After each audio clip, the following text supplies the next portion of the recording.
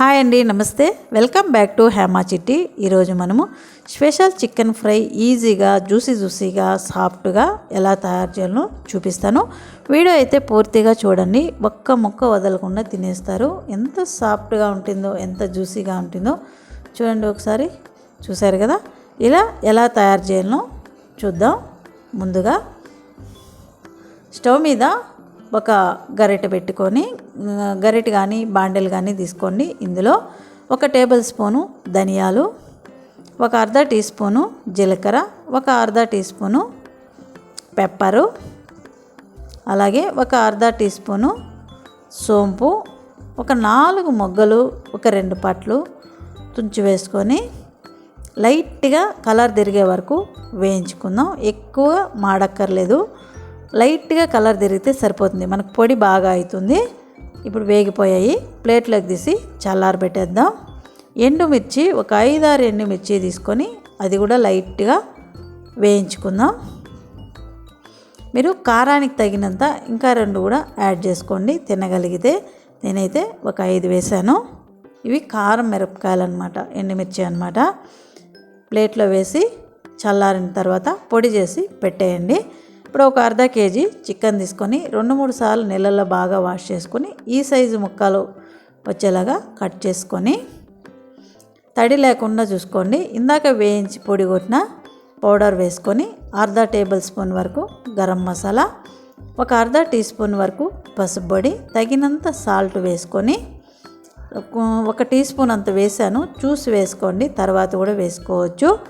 నిమ్మరసము 1 చిన్న నిమ్మకాయ పిండేసుకోండి. పెద్ద నిమ్మకాయ కనుకైతే అరచెక్క సరిపోతుంది 1/2 కేజీ చికెన్కి.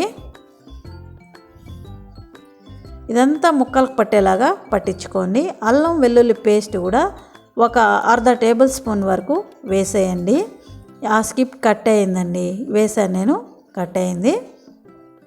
1 అర్ధ టేబుల్ స్పూన్ వరకు అల్లం వెల్లుల్లి పేస్టు వేసి కలిపి మ్యారినేట్ చేసి పక్కన పెట్టేయండి. బయట 1/2 అవర్ ఉంచి ఫ్రిడ్జ్లో 1 అవర్ ఉంచండి, టేస్ట్ చాలా బాగుంటుంది. స్టవ్ మీద ఒక బాండెలు పెట్టి 2 స్పూన్లు బట్టరు, 2 స్పూన్లు ఆయిల్ వేసుకోండి. ఉంటే కనుక పూర్తిగా కూడా బటర్ వేసుకోండి.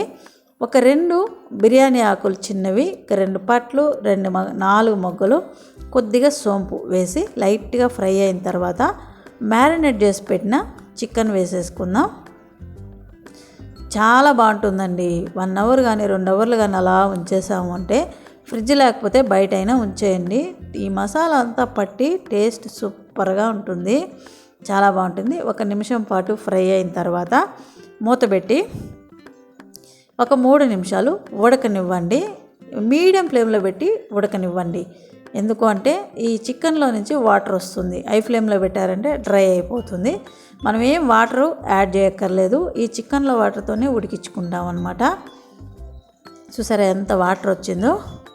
ఇందులో సన్నగా తరిగిన పుదీనా కొద్దిగా వేసుకుందాం. 1 చిన్న టమోటా కట్ చేసి వేసుకుందాం. ఆల్రెడీ మనం నిమ్మరసం వేసాము. ఉల్లిపాయ అయితే వేయక్కర్లేదు. కరివేపాకు కూడా కొద్దిగా వేసుకుందాం. వేసుకొని ఇంకొక 3 నిమిషాలు ఉడికించుకుందాం. ఇంకొక 3 నిమిషాలు ఉడికిన తర్వాత ఇప్పుడు చికెన్ బాగా ఉడికిపోయింది. ఈ వాటర్ అంతా డ్రై చేసేయాలన్నమాట. డ్రై చేసేయాలంటే హై ఫ్లేమ్లో 2 నిమిషాలు ఉంచారంటే చూడండి వాటర్ అంతా డ్రై అయిపోయింది.